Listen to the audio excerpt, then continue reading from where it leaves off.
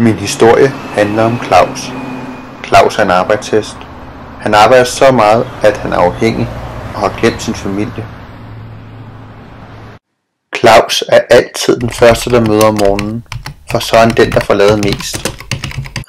Claus han arbejder så meget, at han slet ikke har opdaget, hvad der sker udenfor. Ja, Claus ved ikke engang, at det er blevet jul. En ny dag er begyndt, og Claus er derfor igen på vej på arbejde. Et andet sted i byen er Claus' chef ved at købe en overraskelse til Claus og til kontoret. Han vil så gerne have Claus kommer i julestemning. Claus er desværre helt ligeglad med jul og julestemning. Det kunne godt gøre chefen sur. Han har brugt lang tid på at finde et hyggeligt juletræ. Derfor siger han til Claus: hold ferie eller bliv fyret. Og så kan det godt være, at Claus skal på ferie. Claus' kone havde lige fået gode nyheder. Hun havde fået at vide, at Claus kom hjem til jul i år. Det havde de aldrig prøvet i den lille familie. Tænk, at de kunne være samlet for første gang. Børnene blev også elvilde. De havde jo heller aldrig prøvet at holde jul med deres far. Og du kan tro, at de glædede sig. Men børnene var heller ikke de eneste, der glædede sig. Nu kunne konen være sammen med sin mand og sine børn og holde en dejlig juleaften sammen i den lille stue. Claus' kone var mere end lykkelig. Nu håbede hun bare på, at Claus ville komme sikkert hjem, så han kunne holde jul med familien.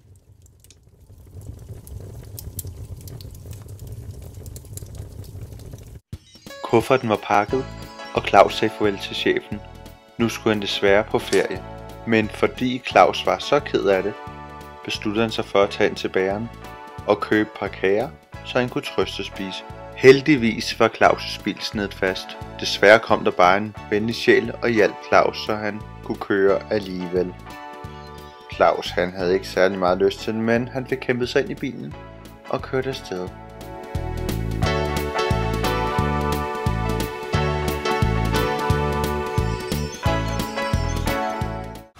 Claus' lange tur hjem var startet.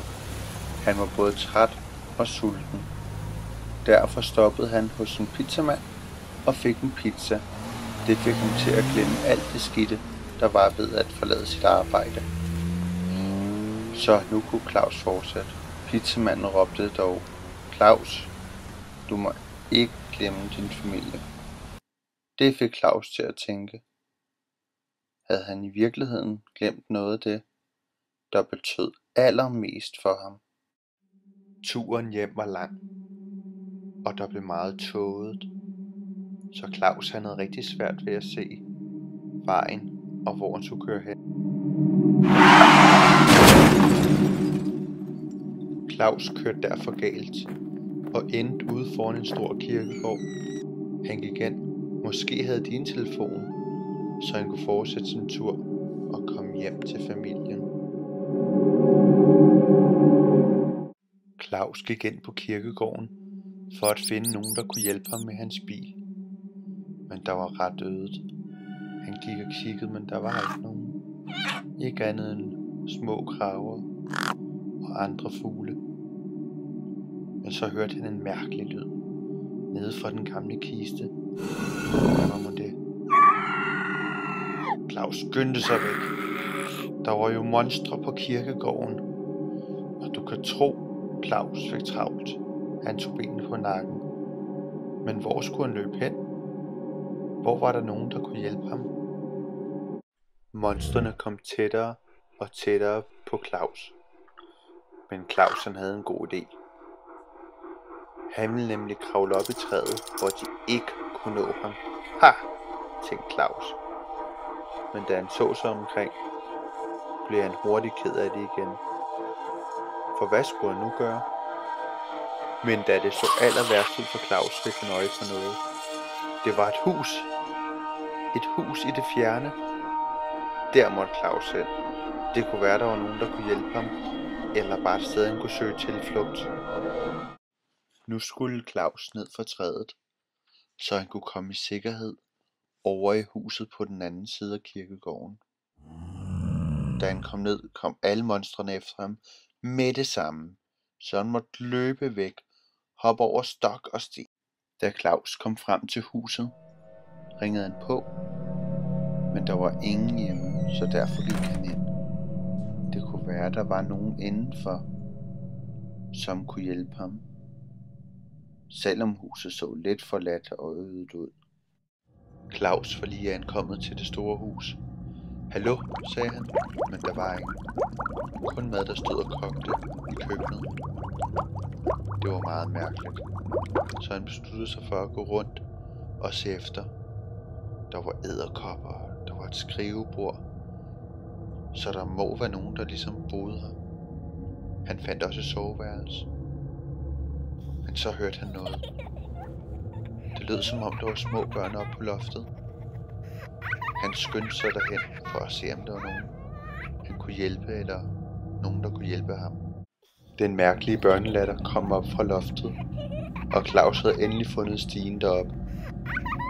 Han var meget spændt på at se, hvad børnene lavede deroppe, og hvad det var, der var så sjovt. Så derfor kravlede han op. Men der var helt tomt på loftet. Claus gik rundt, og han kunne ikke få øje på nogen. Pludselig hørte han noget bag sig. Hvad var nu det? Stigen op til loftet var blevet lukket. Hvordan skulle Claus nogensinde komme ned igen? Og hvem havde lukket lemmen? Claus var helt alene og fanget op på loftet. Han kunne ikke komme ned. Han kunne i hvert fald ikke lige komme på, hvordan han skulle komme ned. Det var lidt uhyggeligt deroppe. Mange mærkelige gamle ting. Pladespillere. Skelethoveder. Ja, det var ikke noget Claus brød sig om. Derfor blev han meget bange. Han besluttede sig for at se sig lidt omkring. Måske slukke pladespilleren igen og sætte sig ned og drikke en gammel flaske rom. Så kan det være, at han kunne få det lidt bedre. Selvom han var meget nervøs, hvad der måtte ske ham. Skulle han virkelig leve op på loftet resten af livet? Nu besluttede Claus sig for at gøre noget. Derfor fandt han en gammel lang julekæde frem og begav sig op mod taget af bygningen, for på den måde at kunne fire sig ned. Der var godt nok langt ned, sagde Claus, men han måtte jo hjem, så derfor begyndte han at kravle. Men nedenunder var der monstre. Masser af monstre, så derfor skyndte Claus op igen. Hvad skulle Claus nu gøre? Det var hans eneste mulighed. Måske skulle han kravle ned på loftet og se, hvad der ellers var.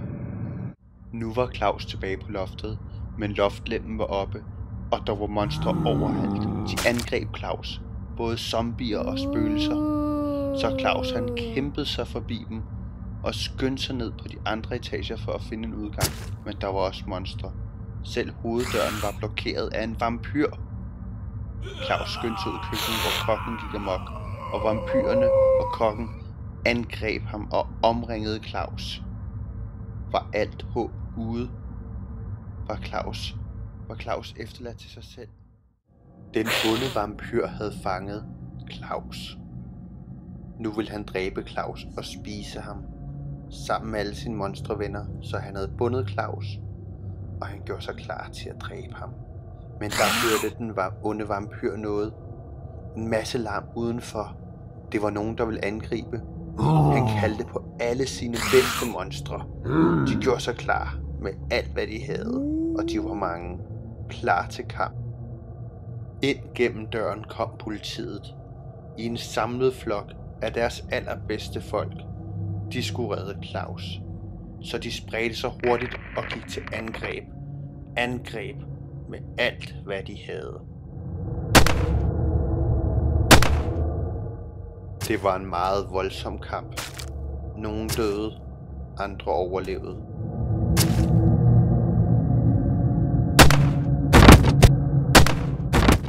Endelig var alle monstrene besejrede og jagtet ud af huset eller fanget. Spøgelserne, de fik lov til at blive der. Det var jo deres spøgelseshus, så de blev meget glade.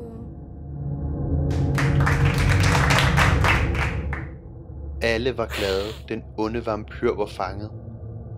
Men havde de reddet Claus? Hvor var han? Endelig havde politiet fundet ud af, hvor Claus var. Claus han lå bare inde i sengen. Han var bundet, og han var meget bange og skræmt. Han havde aldrig været fanget af monstre før. Så derfor hjalp politiet ham hurtigt. De fjernede alt snoren på ham, så du kan tro, han blev glad. Han kunne slet ikke få armene ned. Han spurgte så også, hvordan de havde fundet ham. Og det var simpelthen konen, der havde været så bekymret. Der gik det op for Claus, at han faktisk havde nogen, der bekymrede sig om ham. Den sødeste kone, og han havde glemt hende. Hvordan kunne han glemme dette smukke menneske? Det fik Claus til at tænke. Han måtte hjem. Han måtte hjem til sin familie, hjem til sine børn, hjem og holde jul. Claus var endelig fri igen, og han takkede politiet mange gange. De fortalte, at de havde fundet ham, fordi de ledte efter den bil, han havde. Den var blevet meldt savnet af hans kone. Så Claus han var blevet rigtig glad, men der var sket noget under befrielsen. En politimand var død, og en anden var voldsomt såret. Lægen sagde, der ikke var noget at gøre. Det eneste de kunne gøre var at lægge alle kræfter i den sårede politimand og få ham på hospitalet og reparere ham. Den onde vampyr-monstermand var også blevet fanget. Nu skulle han i fængsel, fordi han havde kidnappet og prøvet at spise Claus. Politiet havde også lovet at hjælpe Claus, så han kunne komme hjem igen. De tog simpelthen bare hans bil og satte den på plads. Nu kørte Claus hjem til sin familie. Så måtte man bare håbe, at resten af vejen var sikker. Claus kom tættere og tættere på, hvor han boede. Der var meget øde og sne overalt. Men pludselig var der en masse træer, der var væltet ned på vejen. Skovhuggeren sagde, at Claus ikke lige ville komme forbi forløbet, men han kunne bare køre ind over terrænet i sin smarte bil. Det tænkte Claus var en god idé, så han begyndte at køre. Kørte rundt og prøvede at komme forbi alle snemasserne, men pludselig sad han fast. Han kunne slet ikke få bilen fri. Nej, hvad skulle Claus nu gøre? Var det Claus virkelig overnat ude i bilen? Claus vågnede i sin bil næste morgen. Der var endnu mere koldt. Han besluttede sig for at finde måske noget hjælp eller et sted, han kunne sove. Der var ikke noget at se. Ingen steder. Alt var is og sne og meget, meget koldt. Han besluttede sig for at bygge et ishus. Måske kunne det holde på varmen. Han fandt forskellige isklodser, han kunne bruge. Claus var effektiv, så huset det tog hurtigt form og endte næsten hurtigt med at blive et hyggeligt lille bitte hus, hvor Claus kunne sidde og holde varmen, indtil han en dag ville få lidt hjælp og kunne komme hjem til sin familie og holde jul. Der var gået mange dage, og Claus han havde bare ligget inde i sit hus og frosset. Der var ingen mennesker kommet for at hjælpe ham. Den eneste, der var i nærheden, det var en lille ugle. Den så også meget sulten ud. Næsten lige så sulten som Claus. Claus kunne bare ikke finde noget mad. Så derfor levede han levede alt det sne, han kunne spise. Det var ret kedeligt, og Claus var ked af det. Så for at holde varmen, lå han bare inde i sin lille hule og tænkte på alle de folk, han savnede, på sin kone og på julen. Vinden og kulden havde taget til. Julen var forsvundet for Claus, og man kunne se det på ham. Det var også så koldt, at hele hytten sned til. Der var is overalt, og Claus kunne ikke komme ud. Nu lå han bare inde i sin hytte. Men det var også lige meget, for Claus han havde næsten givet op. Sneen den lå tykt over hytten, og det blev koldere og koldere. Til sidst forsvandt også julemagien fra Claus. Han lå tilbage som et tomt plastikhylster. Hvad skulle der blive af julen? Og hvad skulle der blive af Claus? Claus lå stadig helt alene. Han var kold, og der var intet tegn på jul eller liv. Politiet havde også ledt efter Claus, men de kunne ikke finde ham, så derfor ringede de på og fortalte Claus' kone de dårlige nyheder. Hun måtte så fortælle det videre til sine børn, at det kunne være, at Claus slet ikke kom hjem til jul alligevel. De blev ked af det, så derfor besluttede de sig for at gå over i legetøjsbutikken, så de kunne få en lille gave hver. Så var børnene meget glade igen. Og selvom Claus' kone også så glad ud, var hun ulykkelig. Hun savnede Claus og ville så gerne holde jul sammen med ham. Claus lå død og frossen langt nede under den tunge sne. Men i det fjerne kunne man høre julebjælleklang. Det var lyden af en julealf. Hun var kommet for at befri Claus. Hun tryllede sneen væk og genoplevede Claus. Claus blev helt vild, super glad. Nu kunne han komme hjem, hvis bilen altså virkede. Bare rolig, sagde julealfen. Den ordner jeg. Bum, så var der en lastbil, og Claus han kunne køre hjem af. Julealfen var opstået af al den kærlighed og savn, der omgav Claus. Claus han havde nemlig det, man kalder et ægte julehjerte. Claus' familie havde hørt, at Claus han var på vej hjem, så derfor stod de for at tage imod ham. De var alle sammen meget spændte. Endelig kom tidspunktet, hvor Claus kom hjem. Nej, hvor blev børnene glade. De knuste hinanden og kyssede og dansede om juletræet og havde en dejlig dag. Claus han havde sørget for gaver til dem alle sammen. Han var nemlig i rigtig godt humør. Først var det konen, hun fik en flot diamantsmykke. Og så bagefter kom det til børnene. De fik det bedste legetøj, de havde forestillet sig. Ej, hvor var de glade. Men Claus var ikke den eneste, der havde en overraskelse. Konen havde købt et rumskib til Claus. Claus var fuldstændig overlykkelig. Han havde aldrig haft et rumskib før. Han skyndte sig at hoppe op i det. Nu kunne Claus altid komme til og fra arbejde uden nogen problemer.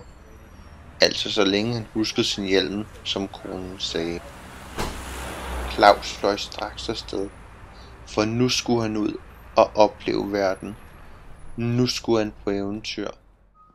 Se, det er historien om et ægte julehjerte.